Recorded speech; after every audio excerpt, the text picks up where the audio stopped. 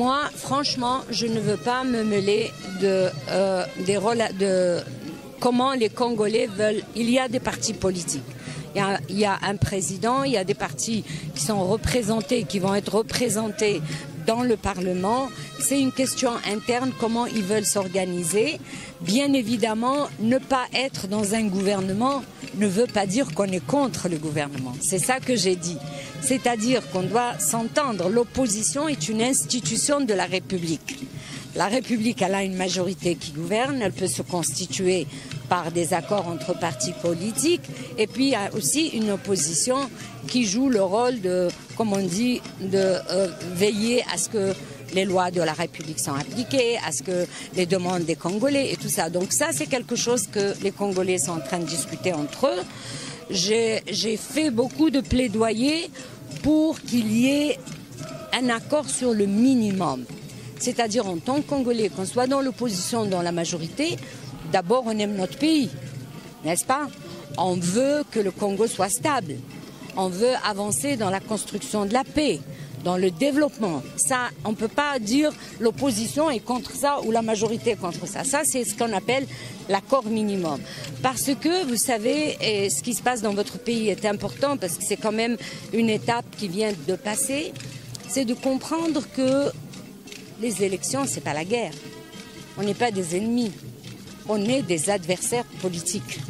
On a peut-être des désaccords sur certaines choses. On n'est pas d'accord. Moi, je pense que si on fait ça, c'est mieux pour la RDC. Vous pensez que non, ça, c'est pas la priorité, c'est autre chose.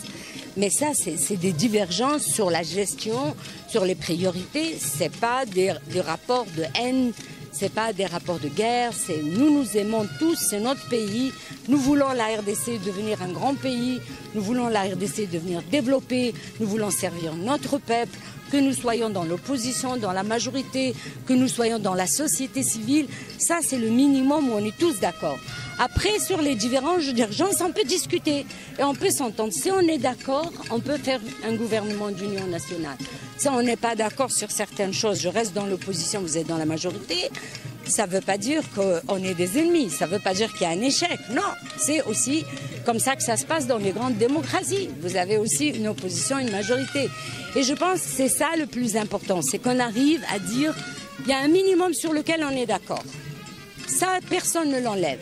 Les choses sur lesquelles on diverge, bon, on se fâche, on se bagarre un peu au Parlement, on a notre chaîne de télévision, on a nos journalistes, mais ça ne remet pas en cause les fondements que nous aimons notre pays, que nous voulons le construire, que nous voulons le développer, que nous voulons la paix, que nous ayons cette vision pour un Congo stable, pour une RDC qui va un jour être, j'ai dit dans une discussion, pendant longtemps, les gens, quand ils parlent de la RDC, ils disent c'est une menace, c'est un risque. J'ai dit, on va faire en sorte que la RDC devienne une opportunité.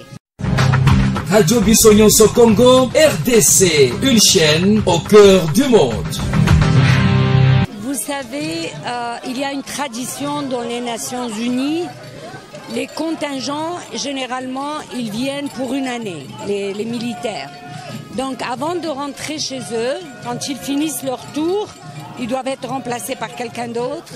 On leur délivre la médaille des Nations Unies pour les remercier d'avoir servi sous la bannière des Nations Unies. On cite qu'est-ce qu'ils ont fait pendant leur séjour dans le pays où ils ont séjourné. Pour nous, c'est une façon d'encourager toute la notion de la paix. Toute l'importance, pourquoi on est dans un pays, c'est pour aider ce pays à construire la paix. Pourquoi nous ramenons des militaires d'autres pays, c'est pour aider. Donc le message que j'ai envoyé, d'abord je les ai remerciés. Le Ghana a été un des premiers pays qui a envoyé de troupes en 1960 dans ce pays quand il y a eu la première mission. Ils sont un de nos grands contributeurs de troupes en Afrique. Et ils ont donc, pendant cette période où ils étaient ici à Kinshasa, on a pu les envoyer quand il y a eu les incidents à Kikwit, on les a envoyés à Yumbi. Donc j'ai cité un peu leurs efforts. Je leur ai dit que vous avez servi pendant une année dans cette période difficile à ce que vous aidez la République démocratique du Congo à traverser cette période pour la paix. Et je leur ai dit de ramener aussi tout ce que vous avez appris dans ce pays, dans votre pays. Vous avez été les ambassadeurs du Ghana en RDC, vous serez les ambassadeurs de la paix dans votre pays et dans d'autres pays où vous pouvez aller. Et vous pouvez aussi emmener avec vous tout ce que vous avez vu de positif en RDC. C'était ça le message, donc on leur donne des médailles pour qu'ils ont quelque chose quand ils rentrent. Les Nations Unies, ils l'ont servi, ils ont une reconnaissance et c'est pour construire toute la mentalité de la paix qu'on essaye de construire à travers tout le travail que nous faisons dans les forces de maintien de la paix. Donc c'était ça. Les Ghanéens, ils sont à peu près 450 ici, même pas, je crois 450. Donc, pour nous, vous savez, dans une mission de maintien de la paix, il y a les contingents en différentes fonctions. Il y a ceux qui font la guerre, par exemple, là où il y a des groupes armés. Il y a ceux qui ne sont pas dans les zones où il y a des groupes armés. Leur mission, c'est de protéger les staffs, protéger les installations, engager avec les autorités. Vous avez vu qu'il y avait des généraux congolais qui sont venus ici parce qu'on travaille avec eux. On est parti avec eux à Yumbi. Donc, c'est cette relation d'échange sans même avoir besoin d'aller ailleurs. Il y a un échange avec d'autres armées, voir comment ils opèrent. Je viens de dire au général, la prochaine fois, on le fera avec les FARDC. Donc c'est ça l'objectif aussi de ce genre de récompenser nos staffs, créer une ambiance saine, les encourager et aussi créer cet échange international à l'intérieur de la RDC entre les différents les responsables militaires et civils. Madame la représentante, vous avez parlé des observateurs militaires.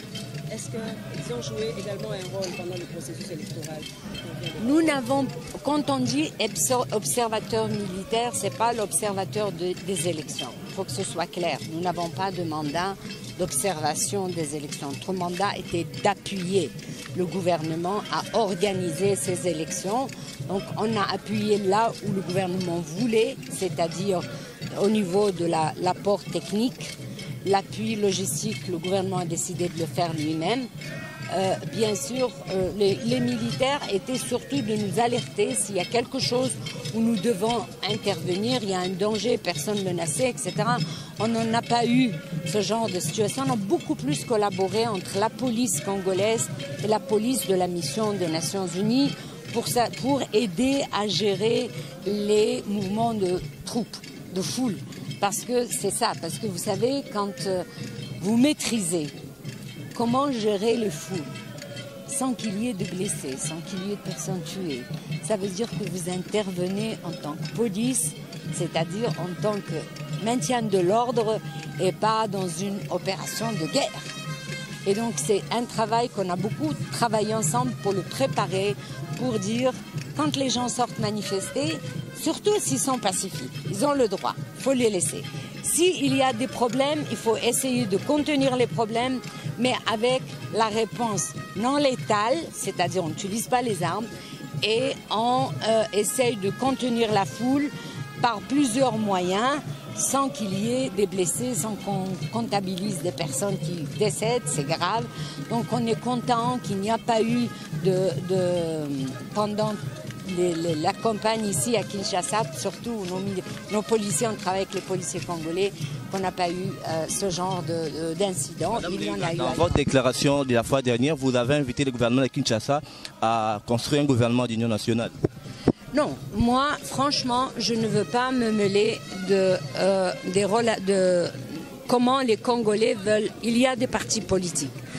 Il y a un président, il y a des partis qui sont représentés, qui vont être représentés dans le Parlement. C'est une question interne, comment ils veulent s'organiser. Bien évidemment, ne pas être dans un gouvernement ne veut pas dire qu'on est contre le gouvernement. C'est ça que j'ai dit. C'est-à-dire qu'on doit s'entendre. L'opposition est une institution de la République. La République, elle a une majorité qui gouverne, elle peut se constituer par des accords entre partis politiques. Et puis il y a aussi une opposition qui joue le rôle de, comme on dit, de veiller à ce que les lois de la République sont appliquées, à ce que les demandes des Congolais et tout ça. Donc ça, c'est quelque chose que les Congolais sont en train de discuter entre eux. J'ai fait beaucoup de plaidoyer pour qu'il y ait un accord sur le minimum. C'est-à-dire en tant que Congolais, qu'on soit dans l'opposition ou dans la majorité, d'abord on aime notre pays, n'est-ce pas? On veut que le Congo soit stable. On veut avancer dans la construction de la paix, dans le développement. Ça, on ne peut pas dire l'opposition est contre ça ou la majorité est contre ça. Ça, c'est ce qu'on appelle l'accord minimum. Parce que, vous savez, et ce qui se passe dans votre pays est important parce que c'est quand même une étape qui vient de passer, c'est de comprendre que les élections, ce n'est pas la guerre. On n'est pas des ennemis. On est des adversaires politiques. On a peut-être des désaccords sur certaines choses. On n'est pas d'accord. Moi, je pense que si on fait ça, c'est mieux pour la RDC. Vous pensez que non, ça, c'est pas la priorité, c'est autre chose. Mais ça, c'est des divergences sur la gestion, sur les priorités. C'est pas des rapports de haine, c'est pas des rapports de guerre. C'est nous aimons tous, c'est notre pays. Nous voulons la RDC devenir un grand pays. Nous voulons la RDC devenir développée. Nous voulons servir notre peuple. Que nous soyons dans l'opposition, dans la majorité, que nous soyons dans la société civile, ça c'est le minimum où on est tous d'accord. Après, sur les divergences, on peut discuter et on peut s'entendre. Si on est d'accord, on peut faire un gouvernement d'union nationale. Si on n'est pas d'accord sur certaines choses, je reste dans l'opposition, vous êtes dans la majorité, ça ne veut pas dire qu'on est des ennemis, ça ne veut pas dire qu'il y a un échec. Non, c'est aussi comme ça que ça se passe dans les grandes démocraties. Vous avez aussi une opposition, une majorité. Et je pense que c'est ça le plus important, c'est qu'on arrive à dire il y a un minimum sur lequel on est d'accord. Ça, personne ne l'enlève. Les choses sur lesquelles on diverge, bon, on se fâche, on se bagarre un peu au Parlement, on a notre chaîne de télévision, on a nos journalistes, mais ça ne remet pas en cause les fondements que nous aimons notre pays, que nous voulons le construire, que nous voulons le développer, que nous voulons la paix, que nous ayons cette vision pour un Congo stable, pour une RDC qui va un jour être, j'ai dit dans une discussion, j'ai dit, pendant longtemps, les gens, quand ils parlent de la RDC, ils disent c'est une menace, c'est un risque. J'ai dit on va faire en sorte que la RDC devienne une opportunité. Madame Leila, avant de terminer cette interview, est-ce que les départs de ces éléments de Ghana entrent dans les cadres de la réduction des effectifs Non, ça, c'est ce qu'on appelle les rotations normales. Ça, ce n'est pas la question de partir. Après, le Conseil de sécurité va décider de notre mandat à la fin mars. Nous sommes en discussion avec on va attendre le nouveau gouvernement. J'ai déjà discuté avec le président de la République. Donc, on va voir qu'est-ce que la RDC attend de nous d'abord. Après, on va faire le plaidoyer à New York en fonction de ce que souhaite la RDC. Et puis après, on verra aussi ce que veulent les bailleurs, ceux qui payent pour l'émission, et on fera ce qui sera perçu comme positif d'abord pour les Congolais, et aussi la mission ne va pas rester s'éterniser au Congo. C'est normal qu'elle doit partir, c'est ça. Mais il faut faire en sorte que ce départ soit ce que veulent les Congolais, comment on peut le faire de façon à ce qu'on ne laisse pas des vides, et aussi on fait en sorte que la RDC construit son avenir. Et je pense qu'il y a une opportunité. Nous sommes en train de voir. J'attends personnellement, je ne prendrai pas une initiative toute seule. Je pense qu'il faut voir avec le nouveau gouvernement quelles sont leurs priorités et on avancera sur ça. Merci beaucoup.